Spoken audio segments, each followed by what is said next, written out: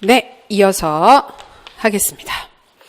자, 저희가 전 시간에는 시험의 구성, 특성, 구조 확인하셨고요. 그다음에 기본적으로 교육학 논술을 쓰는 형식적인 측면에 대해서 말씀을 드렸습니다.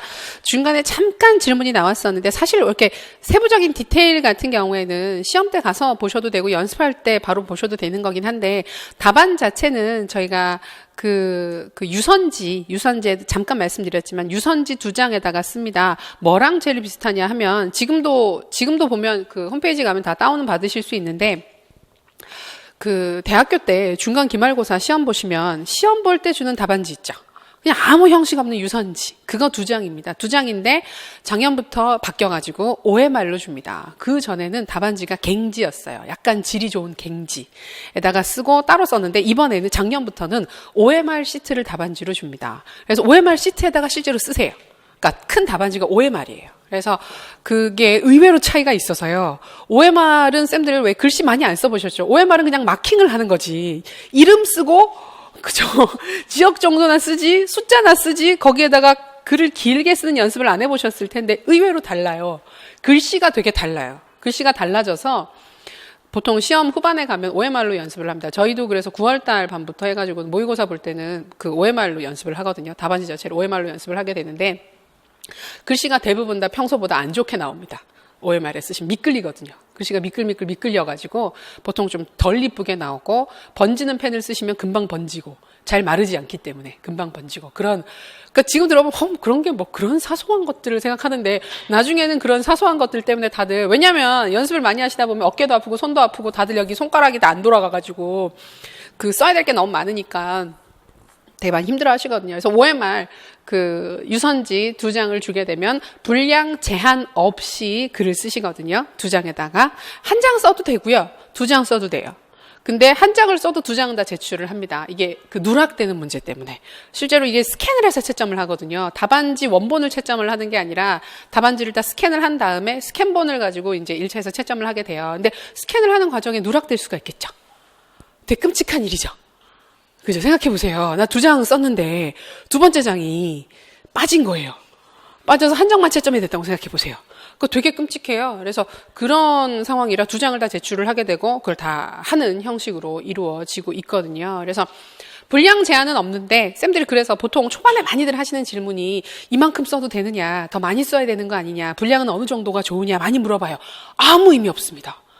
분량은 아무 의미 없고 중요한 건 내용과 키워드입니다.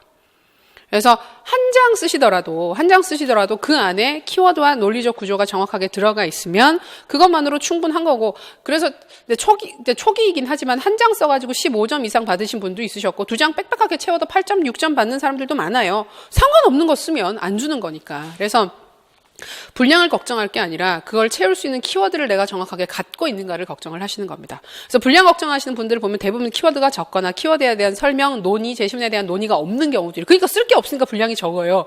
그러니까 그건 분량 문제가 아닌 거예요. 써야 할 내용을 안 써서 생기는 문제인 거지 분량 자체가 적고 많으니까 양을 어떻게 늘려야 될까요? 아니, 양을 늘릴 게 아니라 내용을 채워야 되는 거라고. 그러니까 분량은 신경 쓰지 마십시오. 대부분 어느 정도 공부가 진행되고 나면 한 장은 대부분 다 쓰시고요. 그다음에 한 장 하고 그다음에 2번째 장에서도 반의 반절 정도만 쓰셔도 충분합니다. 그러니까 한 장 반을 넘어가면 실제로 양이 조금 많은 편입니다. 많이 쓰시는 편이기 때문에 한 장에서 한 장 조금 넘기는 정도라도 충분하니까 양 가지고 신경 쓰실 건 전혀 없습니다. 글씨는 당연히 예뻐야죠. 그건 모든 시험이 공이 인정을 하는 반대 전공 교육학 다 마찬가지로 글씨는 예뻐야 됩니다. 예뻐야 되고요. 최소한 알아볼 수는 있어야 됩니다. 그러니까 그건 어쩔 수가 없는 게 사실 근데 지금 시점이라면 전 말씀드리는 게 글씨는 교정하실 수 있으면 하세요. 지금은 하셔야 됩니다. 그게 글씨체 잘 못 고칠 것 같은데도 고치시는 분들 되게 많아요. 처음에 시작할 땐 정말 엉망진창이었는데 끝날 때 되면은 되게 예쁘게 써서 나가시는 분들 정말 노력을 많이 하신 거예요. 애를 많이 쓰신 거예요. 글씨체를 고치려면 일단 글 쓰는데 시간이 되게 많이 걸려요. 근데 그걸 참고 견디면서 계속 쓰신 거기 때문에 쌤들은 지금 1년이 남았잖아요. 1년이 남았으면 상반기에 얼마든지 고치실 수 있어요. 정말 얼마든지 하실 수 있으니까 뭐 평소에 글 잘 쓰시는 분들은 상관이 없는데 그거 있잖아요. 그러니까 내가 메모를 했는데 다음번에 봐서 내가 못 알아보는 경우 있잖아요. 필기는 못 알아보거나 친구들이 유난히 글씨 가지고 얘기를 막 자꾸 한다. 장난이 아니라 정말 못 알아보겠다 얘기를 자꾸 반복적으로 한다. 그런 부분들은 고치셔야 돼요. 그러니까 글을 애써서 읽게 만들면 안 돼요. 글을. 그냥 읽게 만들어야지. 이게 무슨 말이지? 두 번, 세 번 생각하고 읽게 만들면 안 되기 때문에 이제 글씨는 고치시는 게 좋고요. 그러니까 그게 정 힘들면 가독성은 높여야 돼요. 글씨체 자체를 바꾸는 게 힘들면 잘 읽히게끔 가독성을 높여야 되는데 대부분 글씨 못 쓰시는 분들이 가독성이 떨어지는 경우가 글씨를 못 쓰지만 가독성이 나쁘지 않은 글들은 글씨가 대부분 큰 경우예요.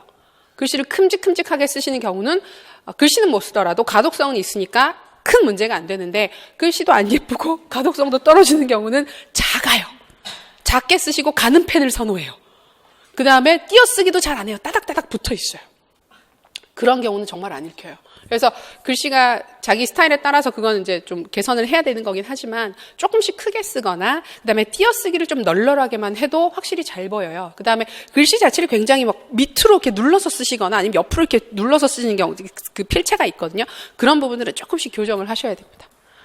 글씨는 채점에 반영되지 않습니다. 반영되지 않지만 우리가 평가 공부하면 그 후광 효과라고 해서 헤일로 이펙트가 나오거든요. 무시를 못해요. 그건 무시를 못해요. 글 자체의 인상을 바꿔줘요. 그러니까 그런 맥락에서 서론도 잘 쓰면 좋기는 좋아요. 아무래도 인상 자체가 좋아지니까 잘 쓰면 좋긴 좋은데 글씨는 알아볼 수 있게끔 연습을 하셔야 됩니다. 예, 그 정도 사항들, 형식은 그렇다라고 하는 거. 아까 답안지 바꾸는 얘기도 나왔는데 교육학 시험 답안지 바꾸면 안 됩니다. 가끔 바꾸시는 경우들이 있는데 60분 중에서 현실적으로 25분에서 30분이 넘어가잖아요. 그러면 30분이 넘어가면 답안지는 안 바꾸시는 게 좋아요. 근데 30분 아까 들어보셨지만 30분이 별거 아니에요. 문제 분석하고 개요점은 15분이었잖아요. 서론 쓰면 5분이었잖아요. 그럼 20분이죠. 20분에서 단락 한두 개 쓰고 나서 바꾸면 완성을 못 합니다. 끝까지. 그다음에 원래 원칙 자체가 1:1 교환이죠. 답안지 1:1 교환이기 때문에 지금까지 썼던 걸 제출을 하고 새 걸 받아와요. 그래서 새로 써야 돼요. 옆에 놓고 보고 쓸 수 있는 게 아니라 그렇게 해주는 경우도 있지만 원칙은 바꿉니다. 바꿔서 이전에도 보면 답안지 바꿔가지고 완성 못했다고 하시는 분들이 꽤 있어요. 근데 그런 분들이 고치는 이유는 딴 게 아니라 글이 너무 지저분해 보인다. 수정을 많이 해서 많이 고쳐가지고 지저분해 보인다. 그걸 걱정을 하시는데 지저분해 보이더라도 완성을 하는 것과 깨끗하게 완성을 못하는 거랑은 지저분하지만 완성을 하는 글이 낫습니다. 그래서 최대한 덜 지저분하게 고치셔야 됩니다. 그래서 우리가 연습할 때 나중에 자대고 줄을 거예요. 손으로 찍찍 긋는 게 아니라 자를 내고 평행하게. 두 줄이 평행하게. 그으면 그래도 좀 덜 지저분해 보여요. 깨끗해요. 그렇죠? 그런 것들이 있으니까 그렇게 연습하시기 바라고요. 자, 기출문제 보겠습니다. 3페이지에 보시면 자, 지금까지 나왔던 문제가 쭉 연도 순으로 순차적으로 쭉 나와 있습니다. 그렇게 많진 않죠. 그렇게 많진 않아서 한 5개 정도, 6개 정도가 나와 있는데 자, 3페이지에 나와 있는 게 13학년도 특수학교 교사 임용 후보자 선정 경쟁시험 문제입니다. 요게 2013년 5월 달에 있었던 첫 번째 교육학 논술입니다. 그리고 요 문제는 특이한 게 평가원에서 안 냈어요. 교육과정평가원에서 출제를 하지 않고 국립특수교육원에서 그러니까 특수교사만 따로 뽑았었기 때문에 그다음에 이 평가원이 문제를 아직 한 번도 안 낸 시점이었어요. 한 번도 안 내본 시점이기 때문에 안 냈어요. 그 시점에는 안 내고 그 특수교육원에서 이게 위탁을 해서 그쪽에서 바로 문제를 출제를 했는데 그러다 보니까 특수교사를 뽑는데 굉장히 많이 치중돼 있어서 심리만 물어봤어요. 그래서 이해 시험이 큰 혼란에 빠지죠. 다들 준비하시는 분들이 심리만 하면 된다. 심리만 나올 것이다. 라고 해서 다 심리만 보는 사람들이 되게 많았어요. 근데 좀 이따 보시면 아시겠지만 전혀 그렇지 않은 되게 비극적인 결과가 문제로 출제가 됩니다. 그래서 이 문제는 재밌는 게 보면 그 IQ의 해석, 기대가치 이론, 욕구이계 이론이라고 해서 문제도 굉장히 작아요. 문제가 작아서 보면 지능검사, 그 다음에 지능검사랑 동기 이론 중에서 2개를 물어본 거예요. 그러니까 전부 다 심리고 심리 안에서도 굉장히 좁은 학생의 특성 부분들을 바라보게 되는 굉장히 좁은 영역을 중심으로 문제가 출제가 됐던 거죠. 그래서 문제 난이도는 그렇게 높지 않았으나 형식적으로 처음 출제되는 부분이라서 형식을 못 갖춘 사람들이 되게 많았다고 그래요. 그래서 꽈락이 굉장히 많았대요. 이때. 지금 아마 이 문제를 가지고 공부 좀 하신 분들한테 풀어보라 그러면 다들 막 눈 감고 풀 거예요. 그 정도 난이도 자체가 그만큼 체감하는 난이도는 달라졌는데 그때는 이게 너무 힘들었다고 이 방식만 해도 몇 년 안 됐는데 그러니까 시험은 빨리 봐야 돼요. 빨리 보고 빨리 합격하는 게 좋아요. 문제가 가장 더 편할 때 보게 되는 거니까. 이때 보면 IQ 해석하는 부분 중에서 DIQ 개념이 나오는데 DIQ가 사실은 조금 어려운 개념이기는 해요. IQ 검사 이야기를 할 때 그 편차 지능 지수라고 해서 100을 평균으로 해서 15편차 단위로 왔다 갔다 하는 점수를 얘기를 해주는 건데 우리가 흔히 생각하는 IQ가 좋다, 나쁘다라고 하는 것이 이론적으로 봤을 때 어떤 의미를 가지고 있는지를 정확하게 해석하게끔 하고 그 문제를 겪고 있는 학생을 도와주기 위해서 동기 이론을 가지고 학생의 동기를 개선시켜주는 접근을 했던 문제입니다. 문제 자체는 잘 만든 문제인데 한쪽에 좀 치우쳐 있었기 때문에 이제 이후에 혼란을 좀 주게 됐던 문제죠. 그리고 재밌는 게 이 문제가 어디에 영향을 줬느냐 하면 5급 그 행정관 선발 시험에 영향을 줍니다. 되게 다른 얘기들인데 가만히 보면 원래부터 임용시험에서 교육학 객관식 문제를 봤을 때 그 객관식 문제가 5급 행정관 선발 시험의 2차 문제랑 상관이 있었어요. 서로 영향을 주고받았어요. 그러니까 5급 행정관 시험은 뭐냐면 행정고시예요. 행정고시 2차. 행정고시가 직렬이 되게 많잖아요. 행정고시가 직렬이 보면 일반 계열도 있긴 하지만 기술직도 있고 되게 다양한데 그것 중에서 교육직을 뽑아요. 교육직을 뽑는데 인원이 그렇게 많지가 않습니다. 1년에 뽑는 인원이 10명 안쪽이에요, 항상. 그럼 되게 적어요. 적은데 1차 시험은 왜 인적성 검사해가지고 쭉 보잖아요. 그거 보고 나서 2차에서 전공시험을 보거든요. 전공시험을 보는데 교육직으로 지원하는 사람들은 교육학을 봅니다. 교육학, 5급에서. 교육학을 보는데 그 교육학 문제가 보면 서술형 시험이에요. 객관식이 아니라 서술형인데 문제 난이도가 어느 정도 수준이냐 하면 대학원 입시 수준에서 그다음에 대학원에서 보게 되는 그 중간 기말고사 수준 정도 되는 되게 심도 있는 영역 문제들이 쭉 출제가 되어 왔어요. 그 문제가 공개가 되거든요. 공개가 돼서 올해 거도 저희는 그걸 다 봐요. 5급 문제는 저희 시험에서 수업에서는 다 볼 수밖에 없는 게 객관식 때도 그 객관식은 기본적으로 문제 풀이 어느 정도 있어가지고 이전에 나왔던 거 안에서 주로 출제를 하거든요. 완전히 새로운 영역들은 섣불리 출제를 하진 않아요. 안 나왔던 것 새로운 게 갑자기 뛰쳐나오고 그런 경우는 잘 없는데 5급 시험에서 그런 새로운 문제 영역이 나오고 나면 한 1, 2년 정도 지나고 나면 중등에서 나와요.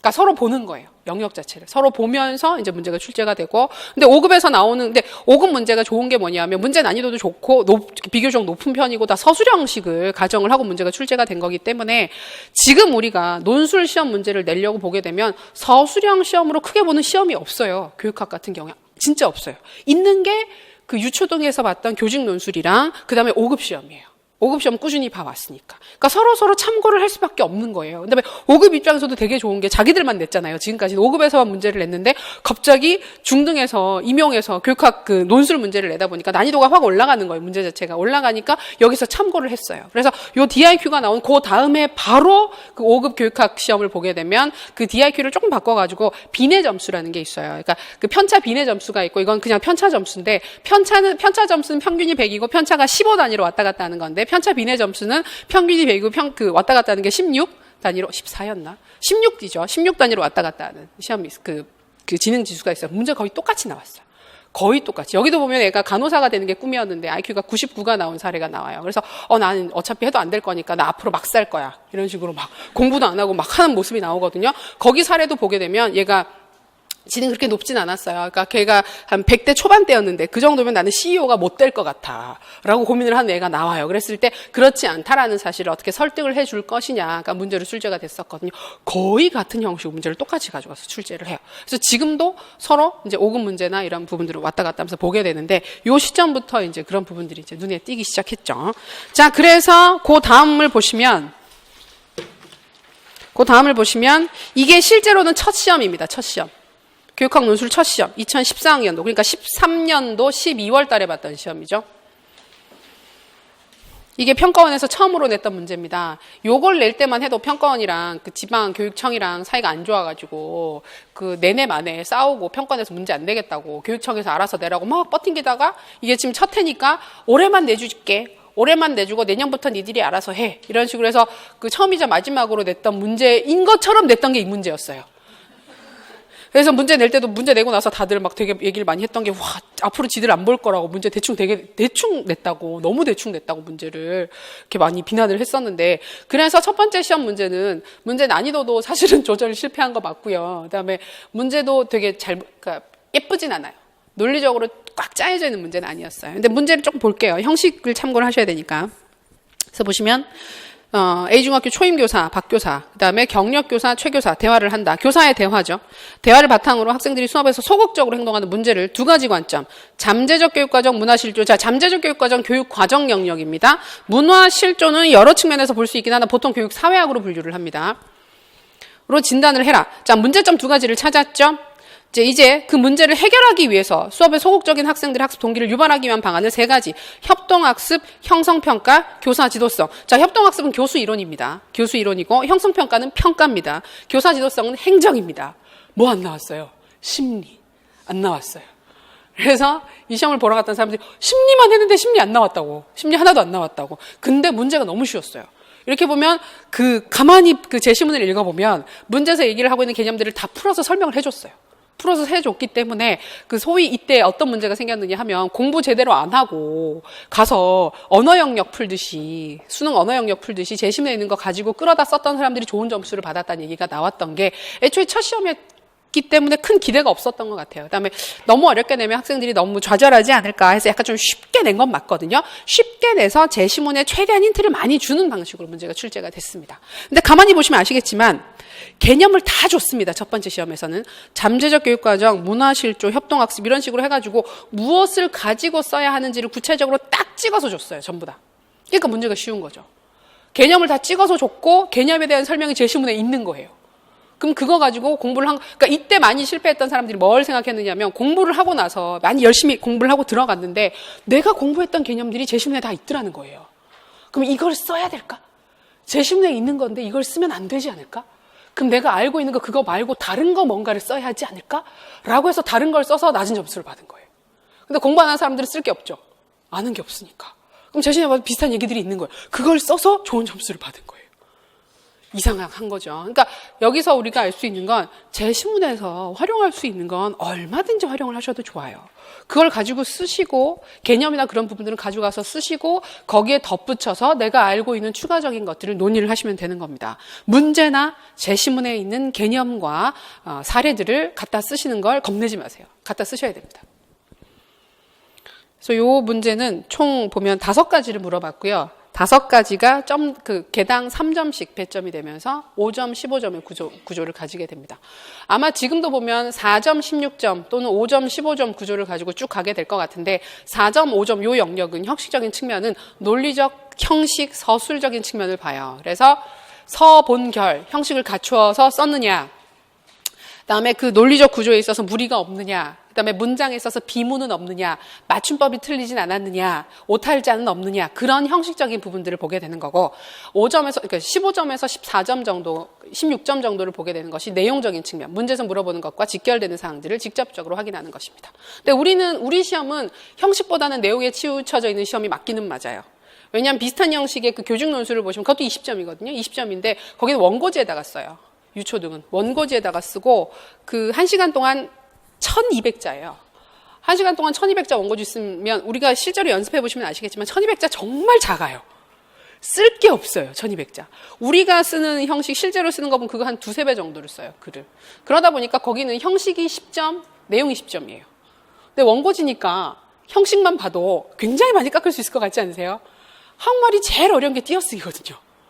근데 띄어쓰기만 깎아도 얼마든지 깎을 수 있죠. 근데 우리는 그거보다는 내용적인 측면에 좀 치우쳐 있어서 평가가 이루어지고 있습니다. 그래서 요 문제는 이런 식으로 출제가 됐죠. 근데 이때도 가만히 보면 문제를 원인을 파악하는 걸 2가지 측면에서 파악을 했고 그걸 동기를 개선한다라는 측면에서 3가지를 제시를 하는 거라서 딱 이어지진 않지만 딱 논리적으로 딱 맞아떨어지진 않지만 문제점을 지적하고 그 문제를 해결하기 위한 어떤 노력을 하는 게 논리적으로 서 있긴 서 있어요. 근데 그걸 발견한 사람과 발견하지 못하는 사람의 차이가 조금 있었던 것 같아요. 이 부분에서. 어려운 문제는 아니었지만.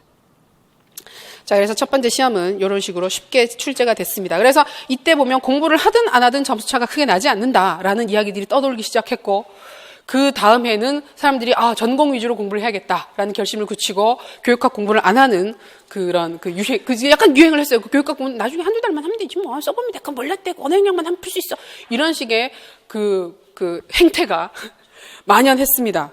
자, 그러고 나온 게 14학년도 상반기 시험이거든요. 이게 이제 14년도 6월 달에 있었죠. 6월 달에 있었던 시험입니다. 이게 그 전문계 고등학교 추가 시험이었어요. 전문계 고등학교 추가 시험이라서 보통 지금 보면 6월 시험 난이도가 조금 더 낮습니다. 12월 시험, 해당하는 연도의 시험을 보게 되면 6월 시험이 조금 더 쉽고 12월 시험이 조금 더 어려운 형식으로 이루어지게 되는데 그럴 수밖에 없는 게 6월 시험은 준비 시간이 되게 짧아요. 그 해 초에 공고가 나고 나면 이제 반년을 공부를 해서 시험을 보는 거거든요. 6월 달에 보니까. 근데 실제로 반년 공부를 다 못해요.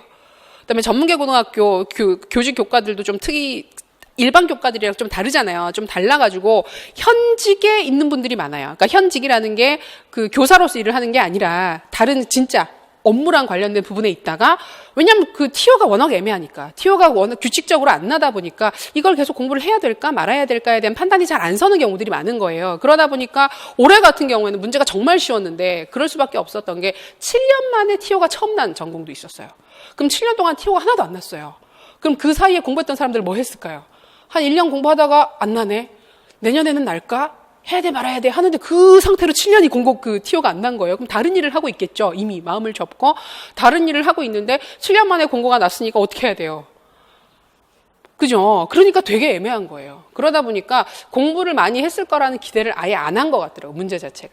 그다음에 실제로 한두 달 정도 준비를 하고 시험 보신 분들이 워낙 많았어요. 그래서 조금씩 쉽게 나옵니다. 요 시험도 보면 약간 쉽게 나왔죠. 여기도 보면 문제만 볼게요. 그래서 요때 이제 처음으로 시행됐었던 또 이제 그 전문계 고등학교 추가 시험이었었기 때문에 준비했던 많은 분들이 전문계 고등학교의 특성을 좀 고려를 해서 학생 지도라든지 이런 쪽으로 좀 치우치게 공부를 해야 되지 않겠나 이런 이야기들이 있었고 교육 과정에서는 학문 중심 교육 과정은 절대 안 나올 것이다. 굉장히 비실용적인 부분들을 강조를 하는 거기 때문에 학문 중심 교육 과정은 절대 안 나올 거다라고 다들 그건 빼고 공부하자 이랬는데 나왔죠. 뭔가 약간 허를 찌르는 그랬던 것 같아요. 문제를 보시면 선생님이 성찰일지를 썼습니다. 그 성찰일지를 썼는데 철수의 학교 부적 행동의 원인을 비행이론에서 두 가지 선택해서 설명을 하고 학교생활 적응을 향상시키기 위한 상당 기법을 두 가지 관점, 행동중심, 인간중심에서 각각 논해라. 그리고 수업 효과성을 높이기 위한 두 가지 방안, 학문중심 교육과정 이론에 근거한 수업 전략과 장학활동에 대해서 각각 논의를 해라. 문제가 좀 많죠? 되게 풍부해 보이죠. 문제가 점점 자리를 잡고 있고요. 이 문제가 실제로는 그 전에 있었던 문제보다 낫습니다. 더 잘 만들어진 문제는 맞습니다. 자, 여기서 재밌는 게 뭐냐면 눈치채셨을란가 모르겠지만 그 전에는 물어보는 5개의 개념을 다 줬거든요. 근데 이번에는 하나가 빠졌습니다. 비행이론을 찾아서 쓰게끔 했어요. 그게 큰 차이였습니다. 그래서 요때부터 이제 짐작이 되는 거죠. 앞으로는 다 주지 않고 일부는 주더라도 일부는 찾아서 쓰게끔 할 것 같다. 왜냐하면 찾아서 쓰면 좋은 게 뭐냐 하면 변별력을 엄청 올릴 수가 있어요. 시험 자체. 채점자의 채점 편의성도 크게 올라가게 됩니다. 그러니까 개념을 주고 답을 쓰라 그러면 뭐라도 써요, 다들. 그게 말이 되든 안 되든 뭐라도 쓰다 보면 어쩌다가 키워드가 얻어 걸리거든요. 그런 경우들도 있어요. 근데 찾아서 쓰게 하면 답이 아닌 경우에는 그냥 다 그을 수가 있어요. 채점을 굉장히 편하게 할 수가 있어요. 그래서 이때 이걸 보고 앞으로는 이런 문제가 계속 나오겠구나, 점점 늘어나지 않겠나. 실제로 난이도가 올라가면 여기서는 하나를 물어봤지만 12월 시험에서는 2-3개를 물어볼 수도 있지 않겠나 그런 예측을 했죠. 그래서 여기에서는 이제 그 문제를 찾아서 쓰게끔 하는 문제가 나왔고 나머지는 그 사례를 가지고 논의를 하게끔 하는 문제가 나왔죠. 그래서 또 그 학문중심 교육과정이 나온 걸 보면서 특별히 구애되는 영역 없이 전체의 영역을 가지고 다 물어보겠구나라는 것도 알 수가 있었습니다. 이 문제도 되게 쉬운 문제였어요. 문제 자체가 어렵지 않았어요. 그러다 보니까 여전히 많은 사람들이 교과 공부 안 해도 돼. 다 줘. 걸로 쓰면 돼. 라고 생각을 하고 있었죠. 그러다가 나온 문제가 바로 요 15학년도 중등 문제.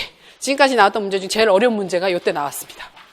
그래서 시험장에 들어갔던 사람, 작년이죠. 작년 12월에 시험 들어갔던 사람들이 1교시 끝나고 나도 다들 하면서, 그죠? 되게 혼란에 빠지고, 시험 치다가 나간 사람도 있고, 1교시에 보다가 벌떡 일어나서, 에잇! 하면서 뛰쳐나간 사람도 있었고, 1교시 끝나고 다들 쉬는 시간에 다 모여 앉아가지고, 어떡하지? 그냥 갈까? 집에 갈까? 이러면서 얘기를 하고, 그러다가, 그런 혼란스러운 마음에서, 올해는 그냥 됐다. 그냥 좋은 경험이라고 생각하자라고 이제 2교시에 들어갔는데, 전공이 너무 쉬워서 다들 갑자기 희망을 품고 열심히 쓰기 시작했다는 시험이 또 작년 시험이죠. 그래서 작년은 문제 자체가 어려운 건 아닌데 재작년 문제가 너무 쉬웠었기 때문에 사람들이 그러니까 체감하기에 되게 어렵게 느껴졌던 것 같아요. 그래서 이런 거 안 물어보겠지. 다 줄 거야. 쉬운 거 줄 거야. 그랬는데 생각보다는 기본적인 부분들이 있죠. 기본적인 부분들을 많이 물어보는 바람에 공부를 꾸준히 제대로 하지 않고 한두 달 몰아서 한 사람들은 쓸 게 없었습니다.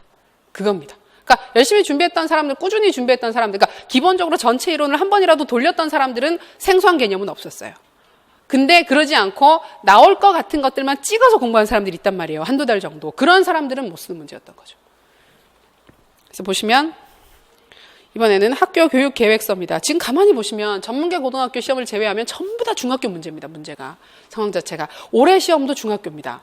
앞으로도 아마 중학교가 나올 거예요. 왜냐하면 고등학교는 트랙이 이미 갈리잖아요. 트랙이 갈려가지고 일반계, 전문계, 그다음 특수목적고 이런 식으로 다 구분이 되다 보니까 학교 특성을 굉장히 많이 타요. 근데 중학교 같은 경우에 일단 다 모여있죠. 다 모여있는 상태이기 때문에 그 특수한 학교들을 제외하고 나면 뭐 그 국제 중학교라든지 뭐 예술 중학교라든지 그런 특수한 경우를 제외하면 기본적으로 보통 교육의 성격을 많이 가지고 있기 때문에 앞으로도 아마 학교 상황이 나오면 중학교를 중심으로 나올 거예요.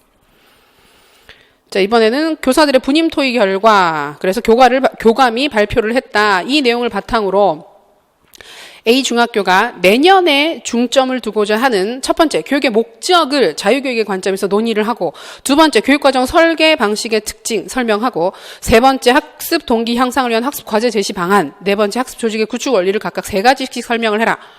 문제 그냥 봐도 약간 어렵게 느껴지죠. 개념 자체가 추상적인 느낌이 드는 것들이 많이 보이죠. 그다음에 이 자유교육이 리버럴 에듀케이션인데 기본적으로 교육의 이해나 개념 공부하시고 교육 철학 공부하시고 서양 교육사만 공부하셔도 다 아는 내용이거든요.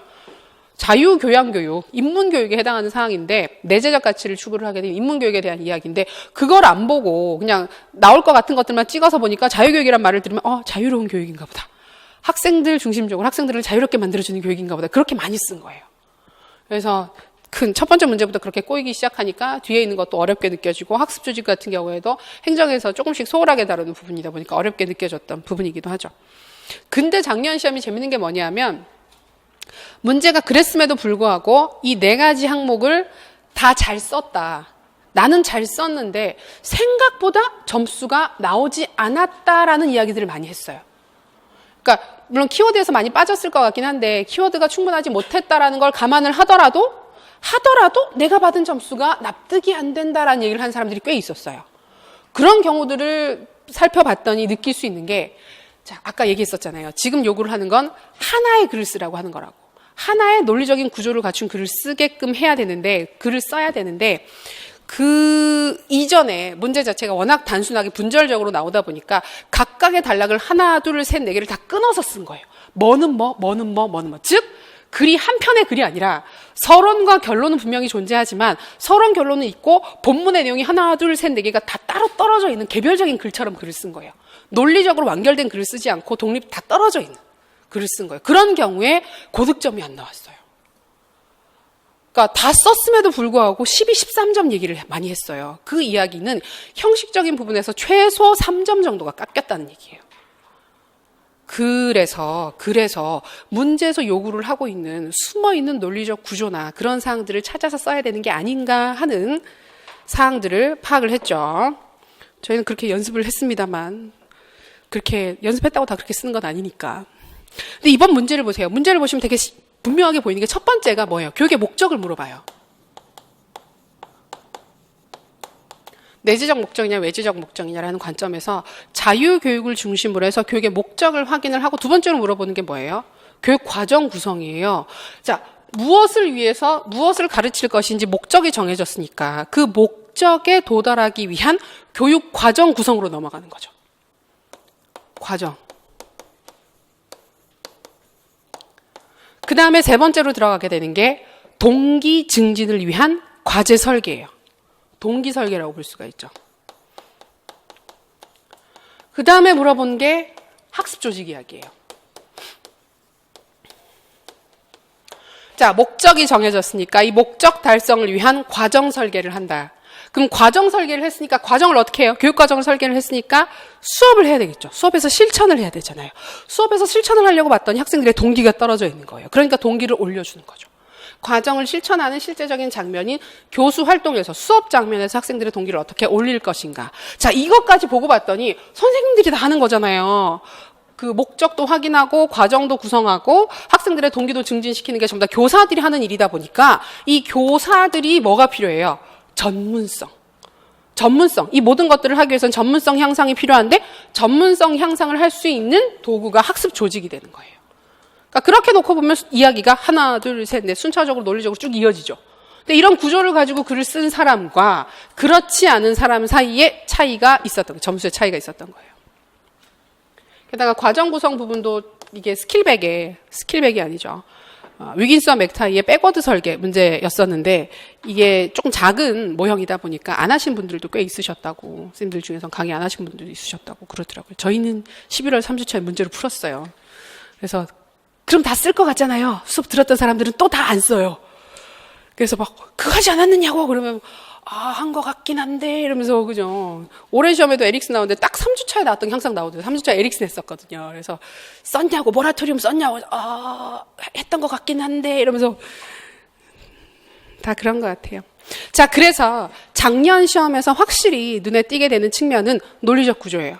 그래서 문제도 문제지만 개별 항목들이 한 편에 완결된 글이 나오게끔 어떻게 글을 구성하느냐가 되게 중요해졌던 거예요. 그러던 차에 올해 6월 시험, 그 다음 나온 게 15학년도 상반기 시험입니다. 이제 올해 봤던 시험이죠. 이게 이제 6월 달에 있었던 역시 전문계 고등학교 추가 선발 시험인데, 교사 추가 선발 시험인데, 이번 문제에서 확실히 볼 수 있는 게 그거였어요.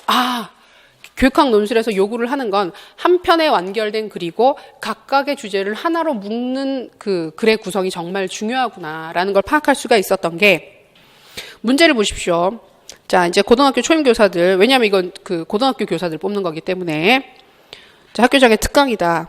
자, 발주한 특강 부분은 학교에 대한 이해 차원에서 학교 교육의 기능, 학교 조직의 특징, 크게 봤죠. 큰 거시적인 차원에서 학교 교육의 기능이니까 이거는 사회학으로 볼 수 있습니다. 그 다음에 학교 조직의 특성, 이건 행정입니다. 그 다음에 이제 수업에 대한 이해, 미시적이죠. 조금 내려왔죠. 미시적인 차원에서 수업에 대한 이해 차원에서 수업 설계, 이건 교수 설계 파트죠. 그 다음에 학생에 대한 평가, 학생 평가를 하는 거. 이를 바탕으로 이 네 가지 요소를 활용을 해서 다양한 요구에 직면한 학교 교육에서의 교사의 과제라는 주제로 서본결을 갖춰서 글을 쓰라라고 얘기를 하고 있죠. 여기에서 볼 수 있는 게 주제를 아예 줬어요.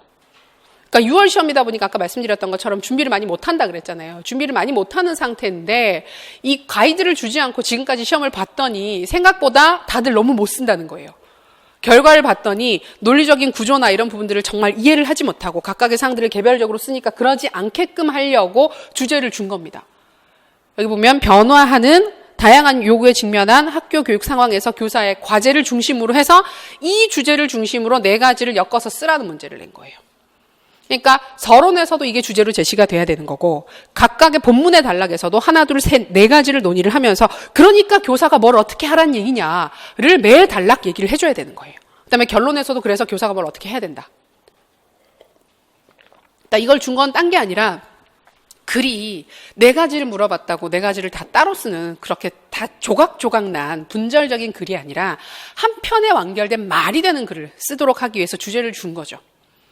그래서 이제 12월 시험이 이렇게 나올 것이냐. 게다가 문제가 너무 쉬웠거든요. 너무 쉬워가지고 읽어보면 이 배점 부분도 보면 굉장히 배점 부분에서 답도 많이 줬고요. 그다음에 관련되는 사항들이 제시문에 거의 다 들어가 있어요.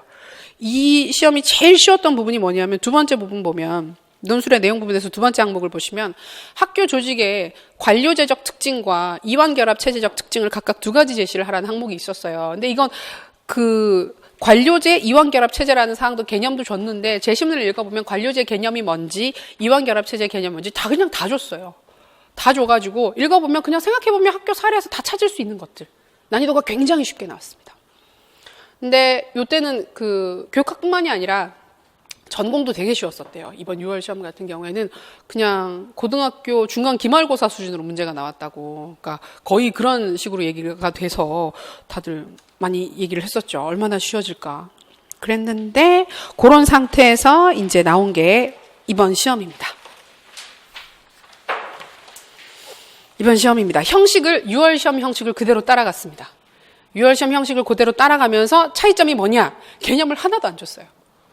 거의 다, 준 게 있죠. 에릭슨이랑 반두라만 주고 나머지는 다 찾아서 쓰는 거였습니다. 그러니까 앞에서 말씀드렸었잖아요. 작년 시험부터 해가지고 찾아서 쓰는 게 나오기 시작했는데 아무래도 요게 많은 사람들을 채점을 할 때 변별도를 높이기 위해서는 찾아 쓰는 문제가 있으면 있을수록 채점자들이 편하거든요. 그래서 이번은 TO도 그렇게 나쁘지 않았고, 그러다 보니까 1차에서 채점을 해야 되는 비중이 좀 많잖아요. 많기 때문에 아무래도 찾아 쓰는 문제 항목이 좀 높아지지 않았나. 그러면서도 형식은 6월달 시험을 따라가면서 형식적인 측면에 있어서는 좀 쉽게 문제가 출제가 됐죠. 문제 보겠습니다. 자, A중학교에 재직 중인 김 교사가 작성한 자기개발 계획서의 일부다. 김 교사의 자기개발 계획서를 읽고 예비교사 입장에서 교사가 갖추어야 할 역량이라는 주제, 주제를 줬죠. 이 주제를 중심으로 교육과정 및 평가 유형, 학생의 정체성 발달, 조직활동에 대한 내용을 구성 요소로 해서 서본결의 형식을 갖추어 논의를 해라. 그래서 각각의 항목들을 심지어 이번에는 개조식으로 줘가지고 찾아 쓰는 게 굉장히 쉬웠습니다. 그게 줄글로 문장으로 쭉 풀어져 있으면 못 읽고 넘어가는 부분들도 있고 놓치고 넘어가는 부분들도 있는데 이번에는 찾아서 쓰는 문제였기 때문에 그 위험 부담을 최소한으로 하려고 개조식으로 많이 줬어요. 그래서 키워드가 그냥 거의 다 들어가 있었죠. 수업 구성, 경험을 중시한다. 그래서 경험 중심 교육 과정 바로 나오는 거고, 평가 계획은 이 부분이 이제 또 많이 혼란스러워했던 부분인데, 형성평가는 첫 번째 시험에 나왔었는데 다시 한번 나오게 됩니다. 그래서 올해 시험부터는 이제 문제 경계가 완전히 사라졌죠. 그 준비했던 많은 분들이 나왔던 거 안 봐도 되지 않느냐. 그래서 많이 안 봤는데 이제 다 봐야 됩니다. 뭐가 나올지 모르니까. 나왔던 것도 나올 수 있으니까. 중요한 것들은 다시 나오니까. 그래서 형성평가 찾을 수 있고, 진로지도 같은 경우에는 이제 에릭슨의 정체성 발달 이론에서 제시된 개념 한 가지, 이게 그거죠. 심리적 유예기, 모라토리움으로 찾을 수가 있고, 반두라의 사회인지학습 이론에서는 관찰학습, 대리적 강화, 모델링으로 찾을 수 있는 개념을 발견하실 수가 있습니다. 그다음에 학교 내 조직 활동에서 찾을 수 있는 부분은 요거는 비공식 조직 이야기를 찾을 수가 있죠. 행정이 항상 문제가 제일 지저분해요. 보면 행정 파트가. 행정 문제 내시는 분들이 근데 사실 그렇기도 한 게 행정이 교사랑 관련된 듯 하면서도 사실 그렇게 관련이 없는 부분이거든요. 학교 행정 부분은 보면. 그래서 행정하시는 분들은 잘 알고 있어야 되는데 교사 입장에서 가만히 생각해보면 내가 교감 트랙으로 지금 올라가는 상황이 아니고 지금 교사로서 임용이 돼야 되는 상태라고 한다면 행정 파트가 참 애매한 건 맞아요. 그러다 보니까 항상 근데도 행정이 중요하니까 내기는 내는데 항상 보면 행정이 이상하죠, 문제가. 그래서 이번에도 보면 비공식 조직 이야기가 나왔습니다. 그래서 이 모든 영역의 주제들을 교사가 갖추어야 할 역량이라는 주제를 중심으로 연계를 해서 쓰는 문제가 출제가 됐던 거죠. 그래서 난이도는 이렇게 보면 약간 들쭉날쭉해요. 체감하는 난이도가 많이 쉬웠다 그럼 그 다음번은 조금 올라가게 되는 거고, 그다음에 그러고 나면 조금 좀 떨어졌다가 올라갔다 왔다 갔다 하는 시점인데, 그런 관점에서 보자면 내년 시험은 쉽진 않을 거예요. 분위기 자체는. 그다음에 올해 또 채점을 해보면 채점자들이 느끼는 게 있겠죠. 느끼는 게 있고, 그다음에 6월 시험이 올해 있을지 없을지, 내년에 있을지 모르겠지만 6월 시험도 진행을 해보면서 아마 생각을 할 겁니다. 그래서 형식은 또 바뀔 수도 있어요. 형식은. 그러니까 지금까지 항상 바뀌어왔기 때문에 한 번도 같은 형식으로 2번 12월 시험이 진행된 적이 없죠. 지금 시험을 보시면 한 번도 같은 시험의 형식이 없었고, 한 번도 같은 배점이 없었고, 그다음에 한 번도 제시문의 형식이 같았던 적이 없어요.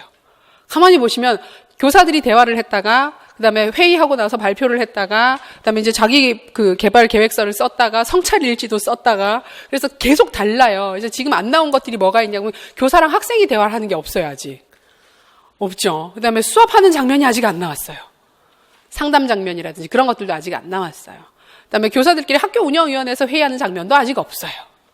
그렇다고 본다면 그다음에 또 원문이나 이런 부분들을 아예 가지고 와서 문제를 출제를 한다고 적도 없는데, 이제 올해 같은 경우에 2차에서 대구에서 이제 에밀이나 명심보감이나 이런 거 본다고 하니까 거기에 대한 반응이 괜찮으면 아예 듀이나 이렇게 루소나 삐아제나 이런 그 학자들의 글을 가지고 와서 문제 낼 수 있을까요? 내고 싶을까요? 좀 갈릴 것 같긴 해요. 갈릴 것 같긴 한데 실제적인 접근을 한다. 근데 이제 형식은 지금 계속 바뀌고 있으니까 딱 하나의 정해진 형식으로 출제될 거라고 기대를 하시기보다는 그냥 유연하게 대처를 하는데, 결국 중요한 건 문제가 주어지고 그 문제를 요구하는 상황에 맞게끔 잘 쓰는 거, 논리적으로 조직하는 게 지금 보시면 될 것 같아요. 문제는 보니까 풀만할 것 같죠? 공부하면. 지금 보면 뭐든 다들 어려워 보이는데 어렵지 않습니다. 어렵지 않습니다. 교육학은 솔직히 말하면 그렇게 어렵지 않습니다. 1년만 공부하시면 얼마든지 쓰실 수 있는 내용입니다. 1년만 꾸준히 제대로 따라 하신다면 충분합니다. 전공은 제가 뭐라고 얘기할 건 없어요. 자, 그래서 이제 여기까지 해서 지금까지 나왔던 시험의 형식 간단히 살펴봤고, 세부적인 풀이는 이전에 이미 진행을 했기 때문에 그걸 지금 하는 건 좀 맞지 않는 것 같고, 관심 있으시면 찾아보세요. 지금 다 올라와 있을 겁니다. 찾아보세요. 자, 9페이지에 보시면 교육학 공부 방법. 큰 관점에서 어떻게 공부를 해야 되는가 나와 있습니다. 여기 보시면 시작은 개론서부터 해라. 그다음에 두 번째 이론 공부는 꾸준히 해라. 글쓰기 연습은 틈틈이 해라. 좋은 얘기입니다. 되게 일반적인 얘기고 좋은 얘기인데 이것만 지키시면 진짜 됩니다. 자, 먼저 시작은 개론서부터.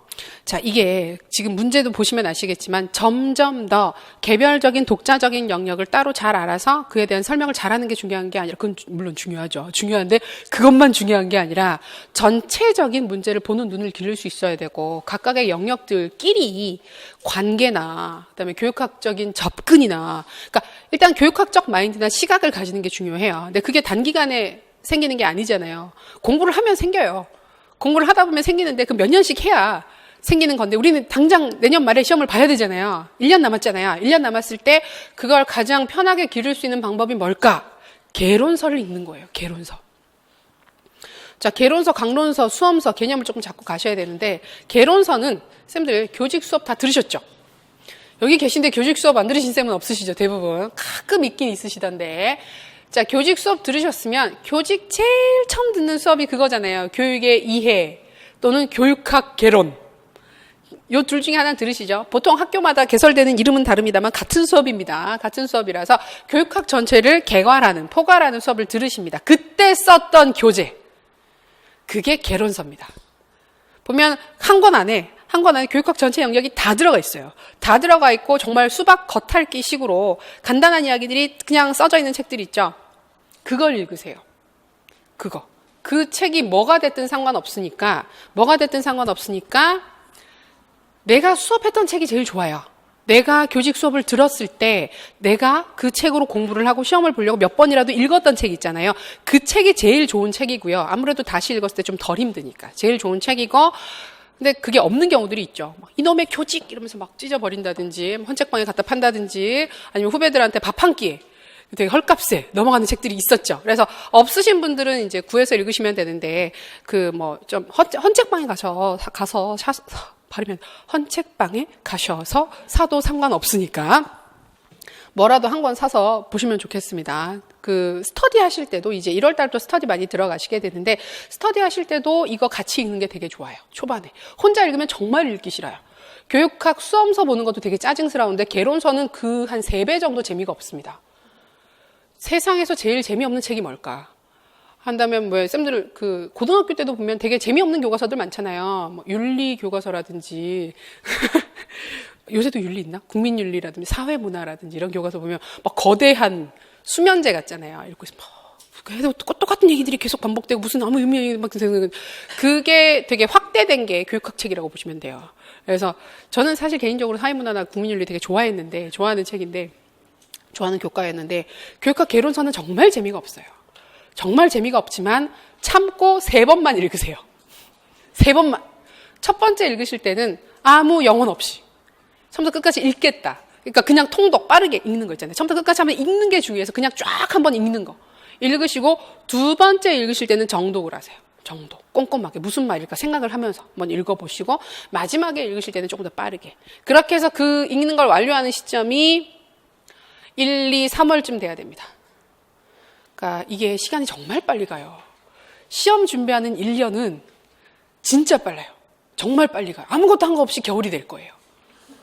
그래서 초반에 마음을 좀 굳게 잡수시고 빨리 읽으세요. 그래서 개론서부터 읽으면 아무래도 전체적인 틀이 좀 잡힙니다. 그러니까 교육학 공부하시고 나면 공부를 하기는 많이 했는데 나중에 무슨 얘기를 많이 하느냐 하면 그냥 그것만 딱 찍어서 물어보면 알겠는데, 그게 어디에 있는 건지, 뭐랑 상관이 있는 건지, 어떤 맥락에서 논의가 되는 건지 구분이 잘 안 된다. 그게 그거 같고 이걸 물어봤을 때 A를 얘기를 해야 되는 건지 B를 얘기를 해야 되는 건지 다 비슷한 것 같은데 뭘 써야 될지 판단이 안 선다라는 얘기를 많이 하는데 그런 경우는 교육학에 대한 구조가 안 잡힌 거예요. 개별 지식은 열심히 공부를 했지만 전체적인 틀 안에서 교육학적인 시각 없이 공부를 했을 때 그런 결과들이 많이 생기거든요. 되게 고치기 힘들어요. 시간이 많이 걸려요. 그걸 좀 빠르게 할 수 있는 접근이 개론서 읽기입니다. 개론서 읽기. 이때 이런 얘기를 하면 또 막 욕심 많으신 분들이 막 강론서도 사세요. 심리나 행정은 중요하니까 강론서도 봐야지 이런 식으로 해서 막 구해서 보지 마세요. 그죠? 시간 낭비입니다. 그거는 여유가 있으면 보실 수 있지만 그 한가할 때는 볼 수 있지만 우리가 시험을 봐야 되잖아요. 그 전공 공부하고 필요한 것만 하기에도 시간이 부족해요. 그래서 그거는 안 되는 거고 개론서도 여러 권 보지 마시고 한 권만. 나중에 아마 제가 여기 추천도 있을 거예요. 추천 도서도 있을 겁니다. 있나? 있네요. 있습니다. 좀 이따가 그건 말씀드릴게요. 자, 그래서 개론서는 절대로 4월 달까지 넘어가지 않도록 또 이거 개론서 얘기하면 이거 좋아하시는 분들은 5월 달, 6월 달 된데도 읽고 계신 분들이 있어요. 안 돼요. 늦었어요. 그 시점엔 포기를 하셔야 됩니다. 그래서 읽었는데 아직까지 한 번 못 읽었어요. 꾸준히 읽고 있는데 안 읽어지네요. 그러면 저는 그때 접으라 그래요. 읽지 말고 이미 늦었으니까 그 수험서를 봐야 되는 시점이다. 포기해라. 얘기를 하는데 그러니까 이거는 초반에 하는 게 의미가 있는 거예요. 초반에 1, 2월 달에 이거 읽고 공부 들어가는 거랑 안 읽고 들어가는 거랑 정말 차이가 큽니다. 이거는. 자, 하시고 그다음에 이론 공부는 꾸준히 해라. 당연한 얘기지만 1월 달부터 11월 달까지 계속 하셔야 돼요. 이건 강의를 듣고 안 듣고의 문제가 아니에요. 강의를 다 들으라는 얘기가 아니라 강의를 듣는 건 사실 공부를 편하게 하는 거예요. 편하게 그냥 그 쭉 강의에 따라서 가면 가는 거기 때문에 내가 조금 더 편하게 공부를 할 수 있는 게 강의를 듣는 거고 강의를 듣든지 안 듣든지 상관없으니까 교육학 공부에서 손을 떼시면 안 돼요. 손을 떼시면 안 돼요. 왜냐하면 교육학을 공부를 할 때 양이 많잖아요. 근데 양이 많은데 전공은 더 많잖아요. 더 많아서 교육학 공부를 내가 잠깐 쉬고 전공 위주로 하고 그 다음에 다시 돌아와서 교육학을 봐야지 새로 시작하는 거예요. 그러니까 교육학을 놨다가 한두 달 있다가 다시 시작하는 사이에 다른 공부를 안 하면 괜찮아요. 안 하면 괜찮은데 그 사이에 전공 공부를 한단 말이에요. 미친 듯이. 그래서 새로운 것들이 계속 들어온 상태에서 교육학은 이미 사라져요. 어디론가 없어져 있어요. 1, 2월 달에 했던 거 5, 6월 달에 다시 시작해야 되는 거예요. 그러니까 뭐가 됐든 어떤 식으로 공부를 하든 상관이 없으니까 꾸준히 해야 돼요. 꾸준히. 놓으면 안 돼요. 뭐라도 계속 해야 되고 일주일에 이틀은 하셔야 됩니다. 이틀. 제발 이틀만 하세요. 그러니까 비율적으로도 보게 되면 80점 대 20점이잖아요. 80점 대 20점이라서 하루만 하고 싶잖아요, 사실. 주 5일 공부한다고 치면 주 5일은 좀 그렇죠. 주 6일 정도 공부를 하신다고 치면 한 5일을 전공하고 하루를 교육학하는 게 맞을 것 같은데 양이 사실 그렇지가 못합니다. 그래서 이틀은 하셔야 됩니다. 이틀. 그래서 가장 추천하는 건 보통 교육학 수업이 월화에 있으니까 월화는 교육학 수업하고 그다음에 일요일 저녁이죠. 일요일 저녁에 사실 그때는 공부 썩 되지도 않고 잘 하지도 않잖아요. 저녁에 잠깐씩만 그 다음날 공부할 거라든지 그 전에 공부했던 거 그게 뭐냐면 복습을 월요일날 공부하고 화요일날 공부한 걸 보통 월화에다 복습을 하세요. 하고 나서 그 다음 주 월요일날 오면 그냥 완전히 다 잊어버려요. 본 적이 없는 것처럼 느껴져요. 이전에 공부했던 것들이. 그러니까 그거를 약간만 한 번만 다 30분에서 한 1시간 정도만 돼도 상관없으니까 한 번만 리뷰를 하고 그 다음 주에 오시는 형식으로 그렇게 진행을 하시면 됩니다. 일단 이틀은 하셔야 돼요. 이틀. 그다음에 무조건 시험 공부는 복습 위주입니다. 시험은 예습 아닙니다. 그 학문 탐구나 이런 거 하실 때는 예습 위주로 공부하시지만 시험 공부는 복습 위주입니다. 복습이 제일 중요합니다. 복습을 잘 하시는 게 시험 공부 기간을 줄이는 길이고 빨리 합격하는 길입니다. 짧은 시간에 가장 높은 효율이 있는 공부가 복습이니까. 지금 얘기하는데도 그죠? 지금 안 와닿는데. 복습 위주로 하셔야 돼요. 수업 끝나고 나서, 보통 공부를 하시거나 수업 끝나고 나서 바로 그날 다. 복습이 밀리면 답이 없습니다. 하셔야 됩니다. 자, 일주일에 최소 사흘은 공부를 한다라고 얘기를 했는데, 이틀 열심히 하시고, 하루는 간단하게 리뷰하는 형식으로 하시기 바랍니다. 그 이론 공부 꾸준히 마지막 항목이죠. 시험 직전에 집중적으로 주요 내용을 정리하겠다고 하는 것은 무모한 계획이다. 정말 무모합니다. 이런 얘기 많이 하세요. 했다가 어차피 외우는 건 시험 전에 외우는 거니까 그 한 달 전에 열심히 외우겠다는 얘기를 많이 하세요. 좋은 얘기입니다. 좋은 얘기고 우리가 원래 중간 기말고사도 보면 일주일 이상 공부 안 하시잖아요. 안 해도 다 하잖아요. 양이 적을 때 가능합니다. 근데 이건 양이 너무 많아서 돌아서면 까먹습니다. 그래서 꾸준히 하셔야 됩니다. 그다음에 글쓰기 연습은 틈틈이 해라. 자, 틈틈이 하시면 됩니다. 너무 많이 하실 필요 없습니다. 9월달 되면 다 모의고사 보기 때문에 그때는 싫어도 다 씁니다. 쓰고 그때 글쓰기는 다 완성이 돼요. 근데 초반부터 열심히 하실 필요가 없어요. 초반에 많이 쓰는 건 시간 낭비예요. 어차피 안 돼요. 초반에는. 아는 게 없어서요. 아는 게 없어서 많이 써봤자 큰 의미가 없어요. 그냥 글 쓰는 연습밖에 안 되고 그게 끝까지 이어지질 않습니다. 그렇기 때문에 그 완결된 글을 쓰는 건 한 달에 한두 개 정도면 충분해요. 충분하고 대신에 짧은 글, 그러니까 본문 있잖아요. 우리가 아까 그 본문이 4개에서 5개 정도의 단락으로 구성된다 그랬으면 한 단락 쓰기 연습을 꾸준히 하시는 게 좋아요. 그 단락은 일주일에 2-3개씩 해서 쭉 연습을 하시면 그게 효과가 있는 거고 그때 배웠던 걸 그때 연습을 하는 거니까 내가 알고 연습을 하는 거니까 의미가 있지만 전체 글을 가지고 초반에 쓰려고 하는 건 아무 의미가 없어요. 왜냐하면 난 지금 아직까지는 전체를 볼 수 있는 눈이 없고 이론 자체가 정리가 안 된 상태에서 보고 글을 쓰는 건 그냥 손만 연습하는 거예요. 손 글쓰기 연습밖에 안 되는 거예요. 글씨 연습밖에 안 돼요. 아무 의미가 없어요. 그래서 그 짧은 글을 꾸준히 쓰고 본격적인 글쓰기 연습과 논술의 형식 잡는 건 9월 달부터 하셔도 충분히 가능합니다. 모두가 다 그렇게 잘 했습니다. 준비하실 때. 자, 그런 형식으로 하십시오. 멋진 글을 쓰는 것은 중요하지 않다. 논리적으로 쉽게 이해되는 글을 쓰는 것이 중요하다. 앞에도 나와 있었죠. 자, 그래서 구체적인 공부 방법이 다음에 나옵니다. 자, 첫 번째, 체계적인 학습 계획을 잡는다. 최소 6개월 단위의 학습 계획을 잡는다. 최소 6개월. 지금 그 연간 계획을 잡으세요. 지금 12월 달에 연간 계획을 잡으셔서 1월 달부터 시행을 하셔야 됩니다. 지금 아마 쌤들마다 다 다를 거예요. 상황이 다 달라서 공부 시작 시점이 1월 달부터 가능한 쌤도 있으실 거고 1, 2월 달에 공부했지만 또 개학해서 학교 가야 되는 분도 있으실 거고 또 다른 일을 하셔가지고 공부하는 시간 자체를 많이 못 내시는 분도 있을 거예요. 상관없어요. 그건 아까도 말씀드렸지만 그건 다 다른 거예요. 사람들이 다 다른 거고 공부하는 시간 자체는 그렇게 중요하지 않고 내가 해야 되는 목표를 중심으로 잡으시는 게 중요하기 때문에 그 모든 것들을 고려하셔서 6개월에서 1년 단위 계획을 잡으세요. 일단 1년 크게 잡고 세부적인 것들은 6개월 잡고 한두 달 단위로 계속 체크해서 나가시면 됩니다. 자, 여기 보시면 6개월 단위로 해라. 도입, 학습, 정리. 자, 이론에 대한 도입. 이해를 하는 게 중요하다. 교육학에서 쓰는 용어나 문법이나 맥락을 좀 잘 익숙해질 필요가 있고, 그다음에 학습 단계에서는 이때 이제 외우는 겁니다. 정확하게 이해를 하고 꼼꼼하게 외우는 거.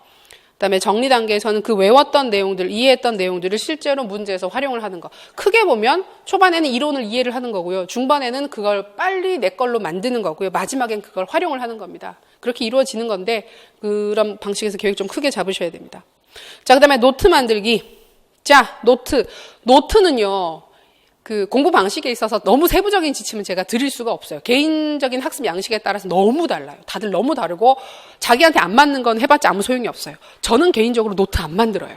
저는 개인적으로 공부했을 때 노트 안 만들고 그 노트 만드는 시간에 그냥 한 번 더 보는 타입이라서 전 되게 여러 번 보는 타입이었거든요. 근데 사람이 정말 다 달라요. 다 달라서 노트를 만드는 게 좋으신 분들도 있고 그게 결국 마지막에 좀 쉽게 공부를 하신 분들도 있으시기 때문에 노트를 만드시는 분들은 원칙에 따라서 빨리 만드십시오. 뒤에는 만들면 안 됩니다. 하반기에는 만드는 거 아닙니다. 그러니까 일단 6월 달 넘어가면 그때부터는 새로운 걸 뭘 하는 게 아니에요. 했던 걸 가지고 해야 되는 시점이기 때문에 노트를 만드시는 분들 같은 경우에 1, 2, 3, 4 안에 빨리 노트 만들고 정리를 하셔야 됩니다.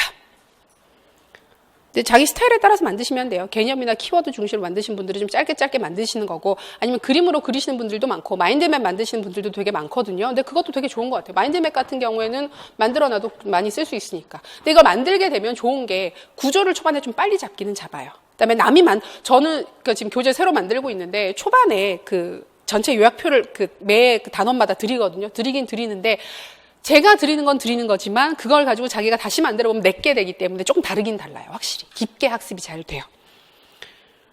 그래서 그림 자료나 도표 자료 같은 것들도 좀 따로 모아두고 어쨌든 자기 스타일에 따라서 만드시되 빨리 만드십시오. 상반기에. 조금 가끔 하반기에 오셔가지고 7월인데 지금 노트 만들고 있다 그러면 전 가끔 그만 만들려고 하는 경우도 있어요. 그걸 지금 만들 때가 아니라고. 그거 언제까지 만들 수 있을 것 같냐고. 그러면 한 9월달 정도까지 만들 수 있을 것 같다. 그럼 그때는 너무 늦지 않느냐고. 그래서 많이 말리는데 상반기에 만드세요. 1, 2, 3, 4 최소 5월달 안에는 만드셔야 됩니다. 자, 분과 학문에 대한 심도 있는 이해가 필요하다. 자, 그러니까 각 영역들, 개별 영역들 자세하게 공부를 할 필요가 있다. 자, 이건 뭐 열심히 공부하시면 되는 거고, 간학문적 접근이 필요하다. 자, 영역별로 엮어서 보는 거. 개별 영역들이 따로따로 독립적으로 출제가 되는 것이 아니라 관련되어서 논리적으로 연관되어서 출제가 되고 있기 때문에 연관져서 봐두시는 게 중요합니다. 자, 5번째 보시면 단순한 암기 과목이 아니라 이해를 바탕으로 한 암기 과목이라는 사실을 명심해야 된다. 맞습니다. 교육학 이론이 어렵게 느껴지시는 경우들, 외워도 자꾸 까먹는다라고 하는 경우는 이해가 없이 그냥 외우시는 분들이 많아요. 그러니까 너무 많으니까 이해 없이 외우면 당장은 외워도 돌아서면 진짜 금방 까먹어요.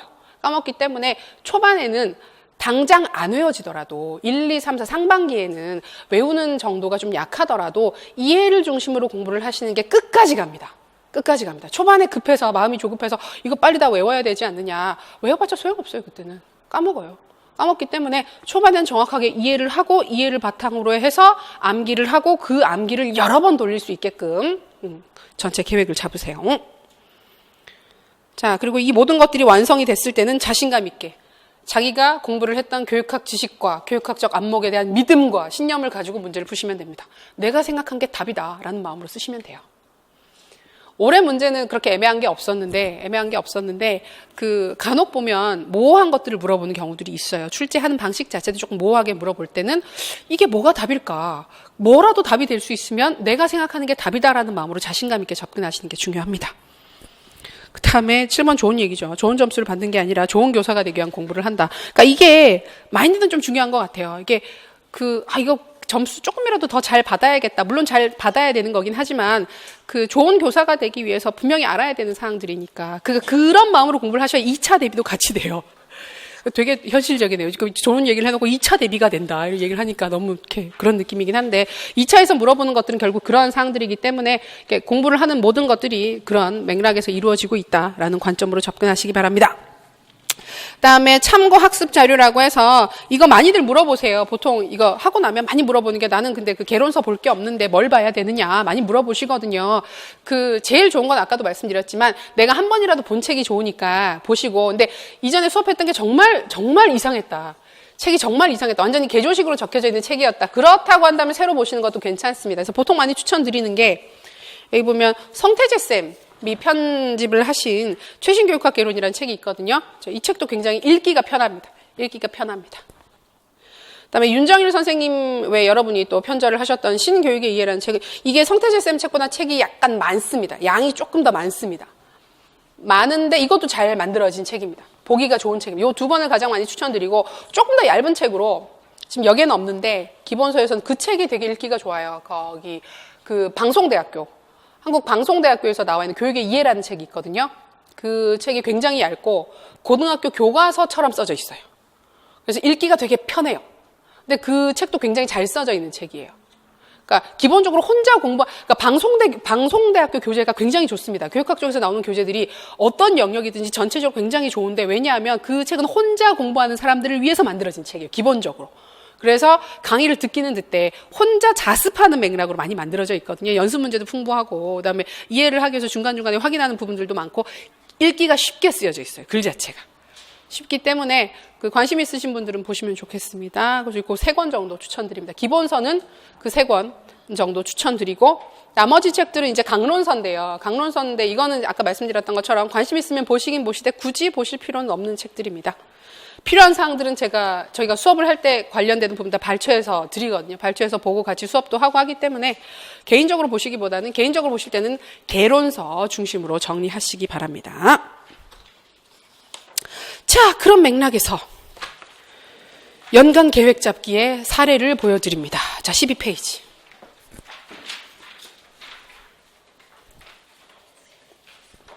혼자 공부하는 가이드입니다. 이대로 하시면 됩니다. 하실 수 있을까요? 되게 빡빡해 보이는데 별거 아니에요. 저는 진짜 별거 없어요. 이대로만 지켜가시면 일주일에 이틀만 공부하시면 돼요. 나머지 전부 다 전공하실 수 있습니다. 이대로만 하시면. 자, 1월 달에 보세요. 1월 달, 2월 달은 비슷합니다. 기본적으로. 개론서 2회독 1월 달에. 첫 번째 통독 2회차 정독. 그다음에 보통 이때부터 이제 보통 모든 수업들이 1, 2, 3, 4는 이론 수업을 해요. 대부분의 수업들이 1, 2, 3, 4 이론 수업을 하기 때문에 기본서 진도 나간다. 교육학 기본서는 대부분 다 이론입니다. 이론. 진도 나가는 거 따라가시면 돼요. 이건 수업을 듣든 안 듣든 혼자라도 나가야 됩니다. 이때 안 하면 없습니다. 시간 진득하게 와서 앉아서 볼 시간이 없습니다. 기본서 진도 나가고, 자, 교육학 짧은 주제 쓰기를 주당에 2개씩 해야 된다. 이거 되게 중요합니다. 이거를 지키셔야 됩니다. 지금 여기 자료에는 없는데 뭐냐 하면 노트를 한 권 만드세요. 요약 노트가 아니라 쓰기 연습하는 노트를 하나 만드셔야 되는데 아무 노트나 상관없지만 저는 가급적이면 보통 우리가 쓰는 그 일반적인 크기 있죠. 그냥 얇은 노트, 그다음에 그 중학교, 고등학교 때 쓰는 노트 있죠. 대학 노트 말고 중고생들이 쓰는 노트. 그래서 그냥 줄만 있는 그 노트를 한 권을 만드셔서 가끔 보면 하드커버지 이런 걸로 막 만드시고, 그 다음에 막 그 리갈 패드 같은 거 있잖아요. 뜯어서 쓰는 패드 같은 걸로 하시는데 그런 거 제발 하지 마시고, 너덜너덜해져가지고 보기도 싫고, 그 다음에 하드커버는 일단 무겁지 않아요? 너무 무거워요. 그 다음에 어차피 이거 얇은 거 한 권에도 끝까지 못 채워요. 1년 내내 쓰셔도 끝까지 못 채웁니다. 장담합니다. 그래서 얇은 거 제발 만드시고요. 만드셔서 한 페이지 있잖아요. 한 페이지에 주제를 하나씩 쓰세요. 주제를 한 개씩. 막 노트가 또 아까워서 그 여러 개 쓰시는데 말했잖아요. 끝까지 못 쓴다고. 절대 끝까지 못 쓴다고. 그 남으면 그거 쓰기도 되게 애매하잖아요. 그래서 한 페이지에다 한 주제를 쓰시는데, 자, 문제를 쓰시고요. 이렇게 문제 쓰시고 여기에다가 답을 이제 쓰시는데 6줄에서 8줄 정도 쓰시면 됩니다. 되게 적어요. 분량이 얼마 되지도 않아요. 뭘 쓰느냐 하면 아까 얘기했던 것처럼 본문에 들어있는 한 단락을 쓰는 거예요. 한 단락 쓰기. 실제 분량이 이 정도가 나옵니다. 실제로 한 단락 쓰기 분량을 해보면 이 정도 분량이 나와요. 이 정도 분량이 나오기 때문에 그 분량에 맞춰서 쓰기 연습을 하시는 거예요. 그다음에 주제 역시 나올 법한 주제들, 예를 들어서 삐아제 공부를 했다. 그럼 삐아제 이론에서 뭐 인지 발달의 기본적인 원리와 그다음에 교사의 그런 활용 방안이라고 하게 되면 그 주제에 대해서 한 단락을 쓰는 거예요. 근데 보통 뭘 쓰면 될까요? 그 주에 공부한 주제 중에서 내가 되게 잘 쓸 수 있는 주제를 쓰셔도 좋고요. 그 다음에 안 써지는 것, 그러니까 이해가 잘 안 됐던 것, 제일 어려웠던 것, 중요하다고 했는데 이해가 제일 안 됐던 주제들을 중심으로 정리를 하셔도 상관이 없습니다. 그러니까 그걸 쓰세요. 처음에 쓸 때는 그냥 쓰십시오. 옆에서 보고 쓰는 거 아닙니다. 이건 실제 연습을 하는 거기 때문에 어떤 상황이든지 간에 공부하고 복습하고 나서 그냥 쓰시는 거예요. 안 보고 쓰고 그 다음에 교재를 가지고 확인을 해보시고 부족한 부분들이 있으면 고친 다음에 공부를 해서 그 밑에다가 다시 한번 써보세요. 잘 써졌으면 그냥 넘어가고 안 써졌으면 그 부분에 다시 한번 써보시는 거. 자, 쓰는 시간은 7분에서 8분.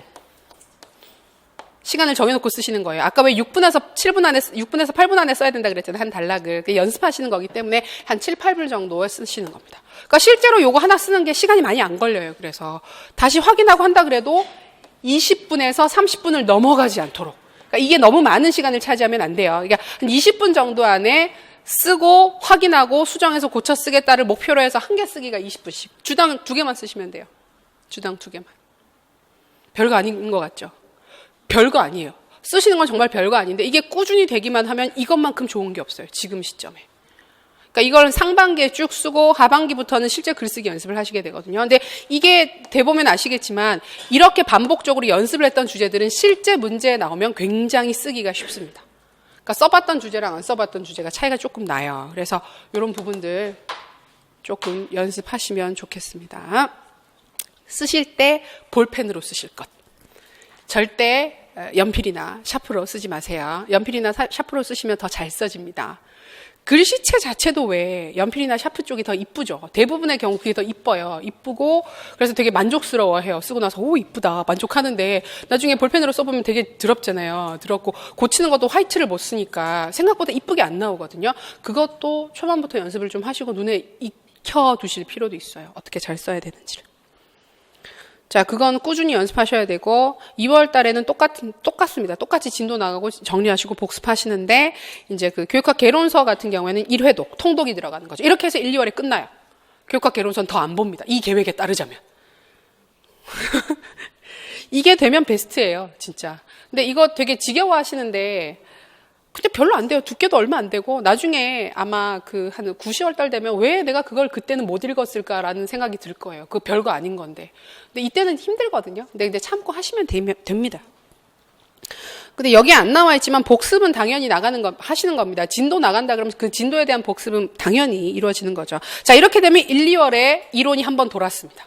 한번 돌게 돼요. 진도대로 나가게 되면. 그러니까 강의를 듣든 안 듣든 두 달의 전체 주제를 전체 그 진도를 한 번씩 돌리는 건 기본입니다. 돌리셔야 됩니다. 자, 3, 4월 들어갑니다. 3, 4월도 여전히 이론 준비입니다. 이론 공부를 하시는 시점인데, 자, 기본서 개별 정리가 들어가 있죠. 이 부분은 개인적으로 혼자 공부를 하는 양이 이제 들어가야 되는 거예요. 진도는 나가긴 나가되, 그러니까 대부분의 3, 4월 수업은 다시 진도를 다시 돌려요. 처음부터 다시 돌리는 수업이기 때문에 거기에 따라 나가시면 상관이 없어요. 그 수업을 들으시면서 가시면 그냥 진도 나가시고 따라가시면 상관없는데, 혼자 공부를 하시는 경우에는 1, 2월 달에 이론을 한번 돌렸으니까 그걸 복습하시는데 중요 영역이나 자신이 잘 안 되는 영역 위주로 해서 개인적으로 정리를 하는 겁니다. 개별 정리를 하고 교육학 주제별 정리, 주요 이론, 심화 개념, 이해 및 정리, 암기, 조금씩 암기를 하시는 겁니다. 개인적으로 이론 공부를 하면서 암기도 서서히 들어가게 되는 거. 짧은 주제 쓰기는 주당 2개씩 여전히 똑같이 진행이 되고, 모의고사는 개월당 1개씩, 한 달에 1개씩 계속 쓰시면 됩니다. 3, 4월은 똑같습니다. 그러니까 교육학 기본서 개별 정리는 요 이야기는 무슨 얘기냐 하면 그냥 개인적으로 전체 주제를 계속 돌리라는 거예요. 전체 이론을. 수업 진도랑 상관없이 어떤 그 진도든지 상관없으니까 계속 보셔야 돼요. 계속. 진도랑 상관없이 계속 보시는 겁니다. 5, 6월에도 마찬가지입니다. 5, 6월을 보시면 이제는 이제 대부분의 수업들이 5, 6월부터는 문제에 들어가요. 문제풀이에 들어가게 됩니다. 그래서 기본서 개별 정리, 자, 개인적으로 공부하는 거, 이론 공부 계속 하시는 겁니다. 공부했던 자료든지 아니면 만들어진 노트 자료들이 있겠죠. 이 시점이 되게 되면. 그럼 그걸 가지고 계속 보시는 거예요. 계속 보는 거. 개인적으로 계속 보고, 자, 그러면서 기출 문제 연습이나 기본 문제 연습, 문제풀이를 하는 겁니다. 그 다음에 짧은 주제 쓰기, 주당 1개 줄었죠. 줍니다. 이때부터는 문제풀이를 하게 되면서 다른 문제를 보다 실전 문제들을 연습을 하게 되면서 그 주제 자체는, 쓰는 주제는 좀 줄이셔도 괜찮습니다. 그래서 1, 2, 3, 4에서 2개씩 쓰던 걸 5, 6월에는 1개씩 씁니다. 그 다음에 모의고사 한번 보고. 실제로 보면 그래서 5, 6월 달이 공부량이 좀 줄어요. 5, 6월, 7, 8월 요때가 공부량이 확 주는 느낌을 받을 거예요. 근데 이제 개인적으로 공부를 하는 게 이제 많아지는 거죠. 전체적으로 공부를 하는 것보다는 개인적으로 계속해서 이론 정리하고 암기하는 게 이제부터 늘어나야 됩니다. 이해는 다 된 상태이기 때문에 이때는. 자, 그 다음에 7, 8월. 이제는 개별 정리를 하는 게 아니라 이론에 대한 전체적인 이해와 그다음에 주요 사항들에 대한 정리는 끝난 상태이기 때문에 빠르게 돌려보기를 시작합니다. 7, 8월부터. 이때는 개인적으로 좀 차이가 있지만 암기량이 50% 이상 올라가는 시점이에요. 50% 이상은 암기를 하고 그걸 유지하기 위해서 빠르게 돌리는 사람들은 2주에 한 번씩 돌리기도 해요. 전체 영역을. 이때의 시점부터 해서 2주에 한 번씩 돌리고 한 달에 한 번 돌리고 이런 사람들이 이제 나오기 시작하는 시점입니다. 그렇게 돌리시는 게 맞아요. 전체를. 돌리면서 종합 실전 문제 연습. 그래서 5, 6월은 좀 기본적인 문제들을 단순하게 연습을 했다고 한다면 7, 8월부터는 조금은 더 많이 실전 문제랑 관련되는 형식으로 문제 풀이를 계속 하시게 돼요. 이때부터는.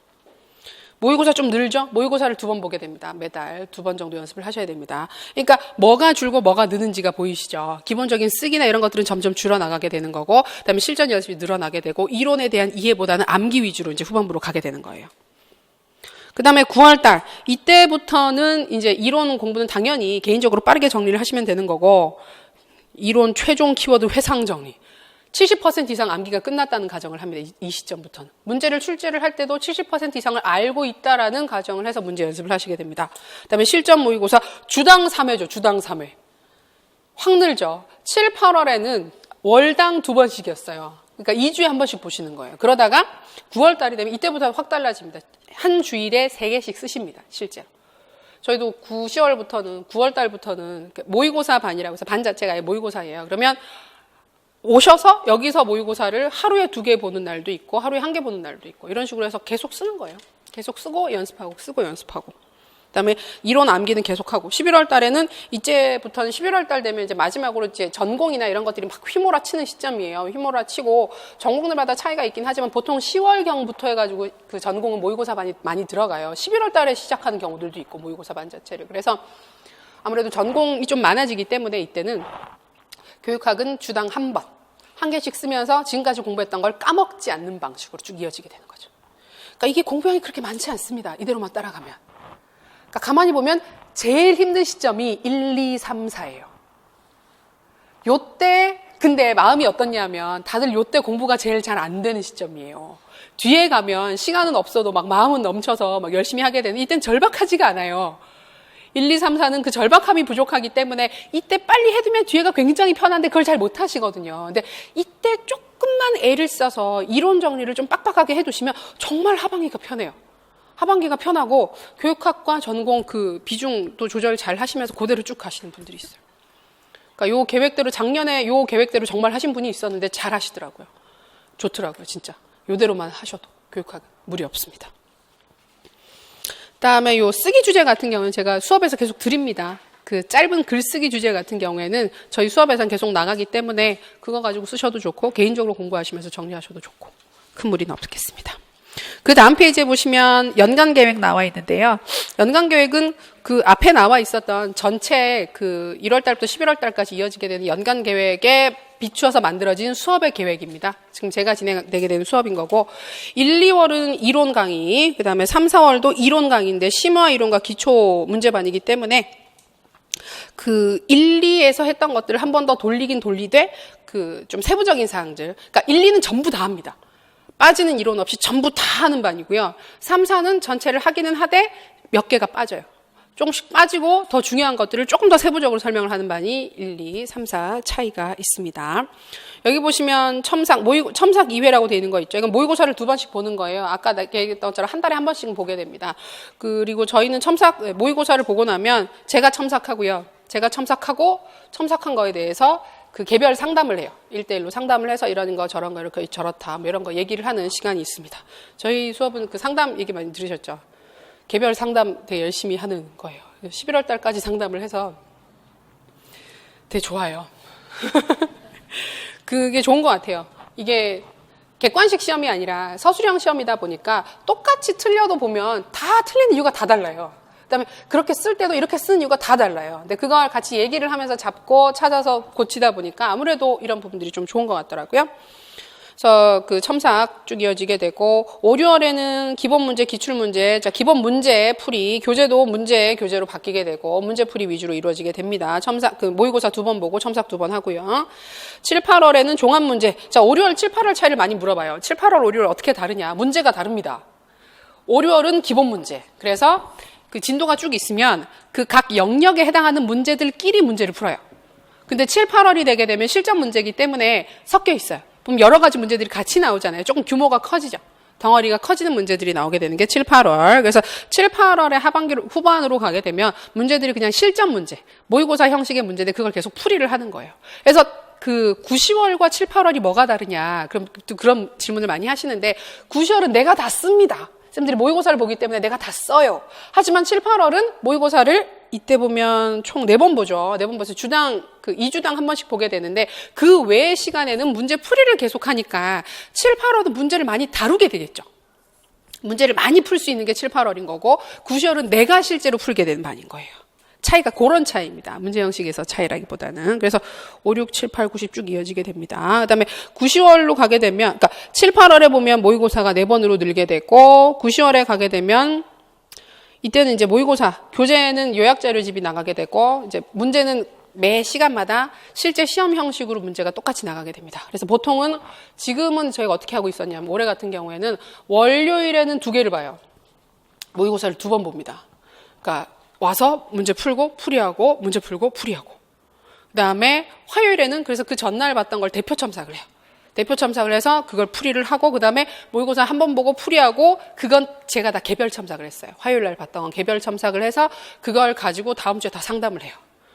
되게 빡세겠죠. 근데 이때는 다들 급하고 정신이 없는 때이기 때문에 열심히 하십니다. 그래서 9, 10월에는 그래서 총 모의고사는 생각해보면 모의고사는 24번 정도 보세요. 20번에서 24번 정도를 보시게 되는 거고, 개별 첨삭을 8번 받는 거예요. 개별 첨삭 8번, 상담 8번.